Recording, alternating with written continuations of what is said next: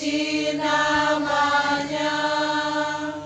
Ibadah Pelka Perempuan di dalamnya dirangkaikan dengan syukur atas ulang tahun yang ke-11 anak Fredrian Advio Tene, ditabiskan dalam nama Tuhan Allah yang adalah Bapa, Yesus Kristus dan Roh Kudus.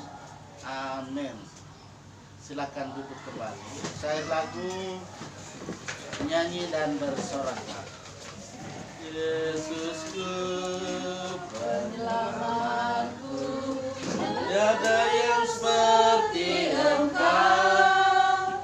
Setiap hari ku memuji keajaiban kasih-Mu. Penghibur mengarahkan kekuatan, biarlah semua yang bernafas tak berhenti menyembah-Mu.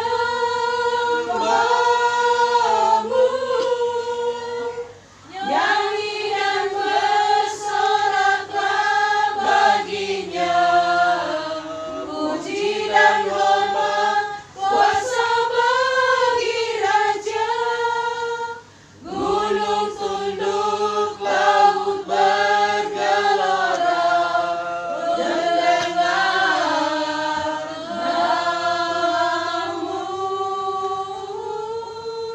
Ku bersyukur atas perbuatan-Mu, selamanya ku kasihi Engkau Tuhan. Tiada janji seperti yang ada padamu. Kita akan berdoa untuk pelayanan firman-Nya. Mari berdoa. Bersama Persekutuan Pelka Ibu Kolom 2 mengunjungi Ibu kekasih tempat ini. Di dalamnya kami bersyukur bersama-sama atas ulang tahun yang ke-11 anak Fredrian Advio Tene. Kami mau dasari dengan firman Tuhan. Roh Kudus akan senantiasa menerangi hati dan pikiran kami supaya firman Tuhan kami boleh baca, kami mengerti, kami aplikasikan dalam kehidupan setiap hari. Amin. Ibu-ibu, keluarga yang dikasih oleh Tuhan, mari kita buka Alkitab kita pada kesempatan ini. Amsal 23, Amsal pasal 23 dibaca mulai ayat 12. Ya, saya akan silakan jagoan kita akan membaca. Ini saya yang ke dalam. Nah, yang berhari ulang tahun membaca Amsal di pasal 23 mulai ayat 12 sampai pada ayatnya yang ke-17. Sini.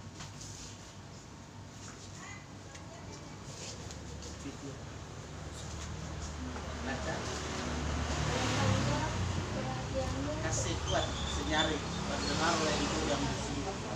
Arahkanlah perhatianmu kepada didikan dan telingamu kepada kata-kata pengetahuan. Jangan menolak didikan dari anakmu, ia tidak akan mati. Kalau engkau memukul dengan rotan, engkau memukulnya dengan rotan, tetapi engkau menyelamatkan nyawanya dari dunia orang mati. Hai anakku, jika hatimu bijak, hatiku juga bersukacita, jiwaku bersukaria. Kalau bibirmu mengatakan yang jujur, janganlah hatimu iri kepada orang-orang yang berdosa, tetapi takutlah akan Tuhan senantiasa. Ya, terima kasih. Ya, happy birthday.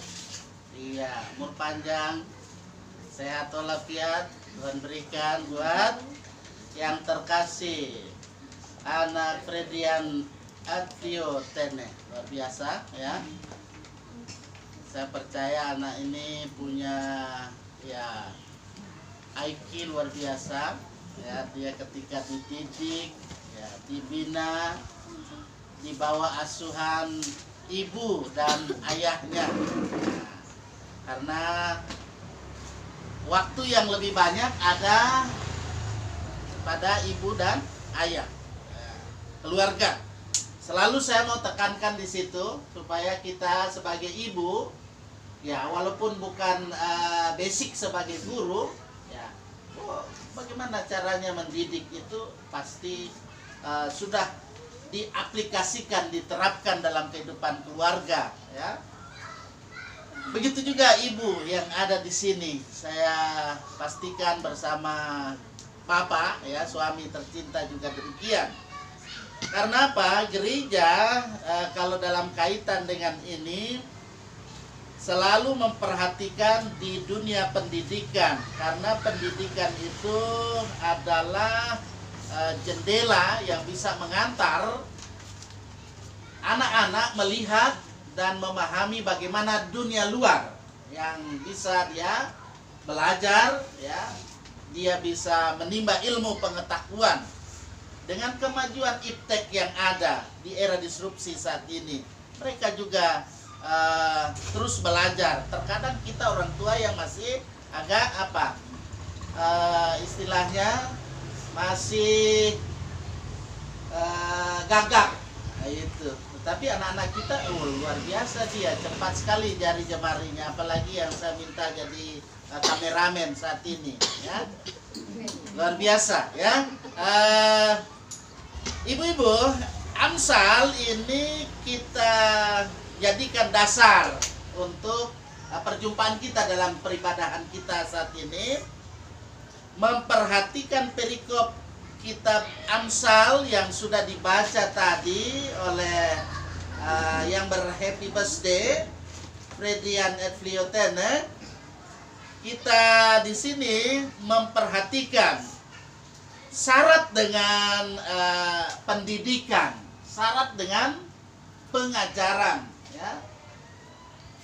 Berisi berbagai, ada peribahasa bijak. Coba kalau kita buka-buka Alkitab kita yang di Amsal itu banyak peribahasa bijak, sangat terkait ya, sangat terkait dengan kehidupan keseharian manusia, yang pasti diajarkan bagaimana perbedaan yang sangat mencolok antara orang bodoh yang juga diidentikan dengan orang yang tidak beriman ya, dan orang yang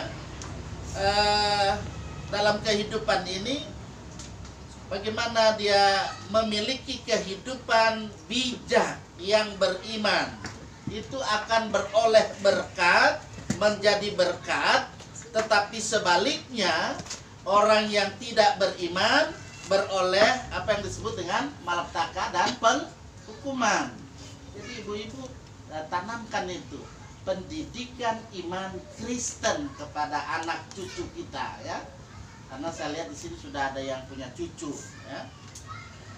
Nah, kehidupan kita sebagai ibu-ibu punya peran yang sangat penting. Karena itu ibu-ibu perlu memang harus memiliki hikmat, dan hikmat itu yang diajarkan kemudian diterima, diaplikasikan dalam gaya hidup sebagai umat yang beriman.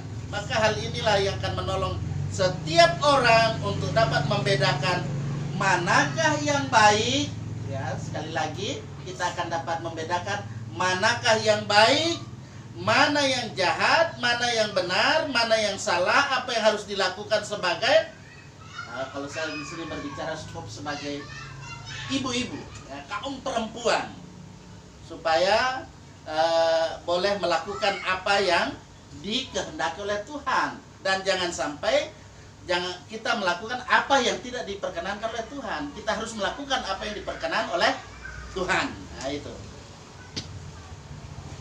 Amsal memang dia menggambarkan pentingnya pendidikan yang mengandung satu ajakan untuk coba beri perhatian terhadap didikan.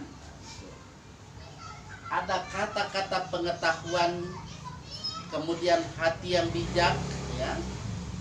sikap yang jujur. Nah, ini harus ada sebagai seorang ibu, karena saya bicara di sini skopnya sebagai ibadah sekarang ini adalah ibadah PLK perempuan kaum ibu.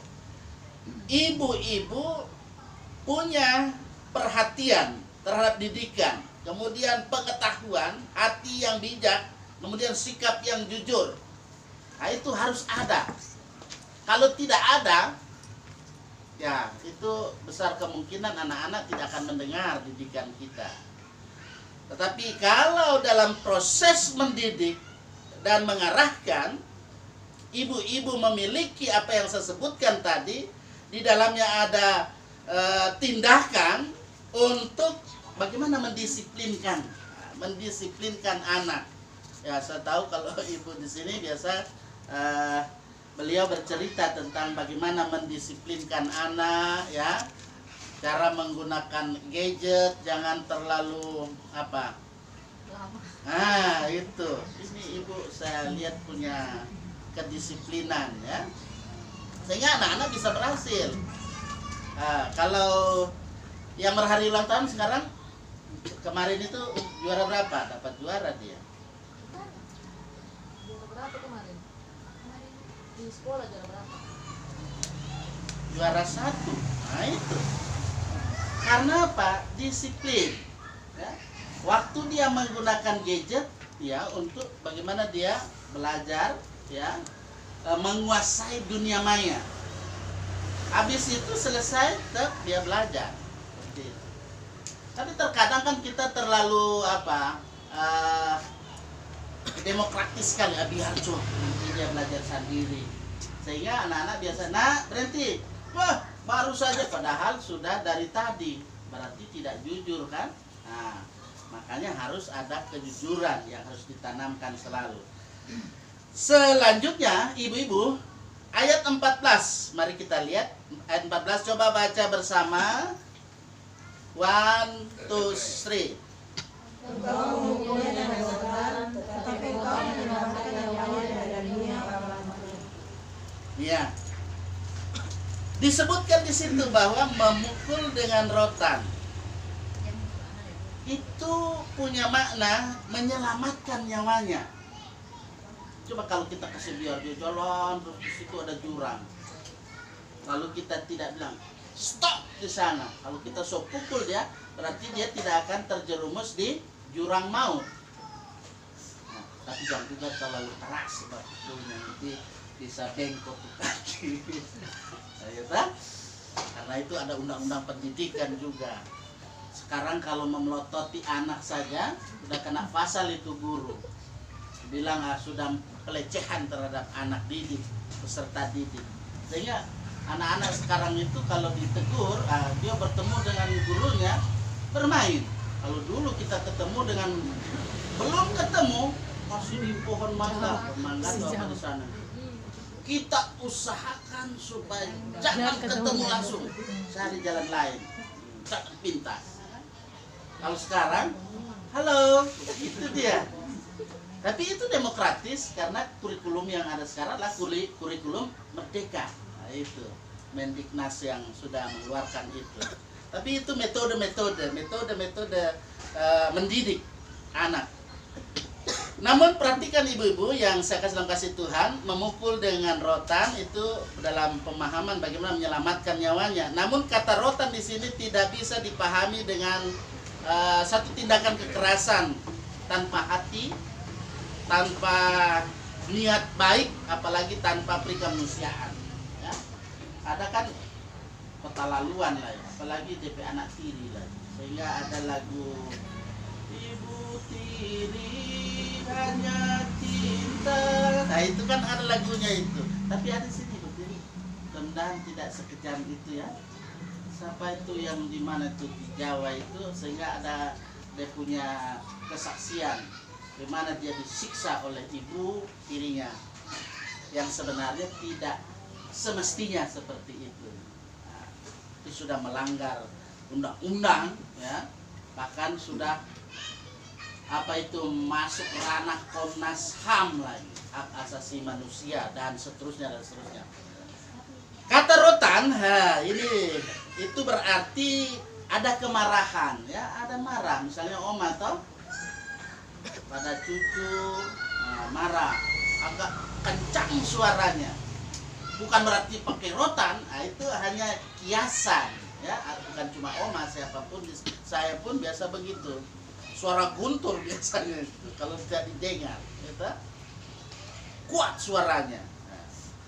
Satu kemarahan, emosi, atau juga pelampiasan kegeraman. Tetapi jangan yang tanpa kontrol, harus ada kontrolnya. Nah, ini. Jadi ibu-ibu saya kira harus berupaya itu. Punya peran, ya. Karena itu saya kalau menyampaikan firman Tuhan supaya dari sini sampai di rumah coba diterapkan itu. Bagaimana mendidik anak cucu yang demokratis gitu. Tidak tanpa dengan kekerasan, ya. Ya kalau sudah lalu ya apa boleh buat, kasih keras sedikit, ya toh. Supaya dia ada efek jerah juga. Tapi jangan sampai dia pusing, ya. Nah, seperti itu. Ibu-ibu yang saya kasih dalam kasih Tuhan, dulu ada orang tua mendidik anaknya, ya, bukan cuma dulu, sampai sekarang ya Oma, ya, pakai lidi. Ada yang sampai sekarang pakai lidi. Ada yang pakai kalau ini cambuk sapi, soalnya nah ada sekarang sapi itu dulu pakai cambuk sapi ada. Kalau tidak mau gembalakan sapi ini, mau cambuk ini atau gembalakan sapi. Kalau tidak mau dicambuk. Supaya tidak dicambuk ya harus gembalakan. Aku ini si gembala sapi gitu. Karena dulu juga saya jadi gembala sapi. Sekarang jadi gembala umat. Tapi tidak menggunakan cambuk seperti itu, ya. Ibu-ibu yang saya kasih dalam kasih Tuhan, sebagai ibu, sebagai kaum perempuan, wanita Kristen, ibu-ibu terpanggil supaya menunaikan tugas, bagaimana tugas tanggung jawab panggilan pelayanan untuk menyampaikan kabar baik. Apa itu? Injil. Bukan berarti jadi penginjil, baru sekolah penginjil nanti. Kalau ada yang ikut EE itu dulu di Malang, saya sempat ikut EE di Malang, atau mungkin ada yang ikut EE didatangi dari Malang, nah itu bagus, ya. Sehingga dengan bagaimana kita hidup dalam melayani, tidak bisa memaksakan kehendak orang lain. Saya punya cerita, apakah ibu ada waktunya, ya sekitar 45 menit, ibu bilang ada. Saya punya cerita. Ditanya, seandainya ibu meninggal dunia, apakah ibu yakin masuk surga? Itu pertanyaan-pertanyaan diagnostik. Pasti dia jawab dengan jawaban sesuai dengan si ibu, ya. Setelah dijawab, ada lagi diagnostik yang lebih merasuk ke dalam hatinya. Ketika ibu meninggal dunia, kenapa saya harus masukkan kamu di tempat ini?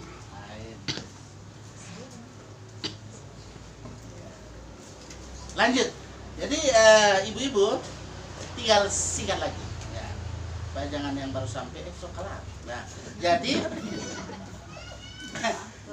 ibu-ibu punya peran, ya.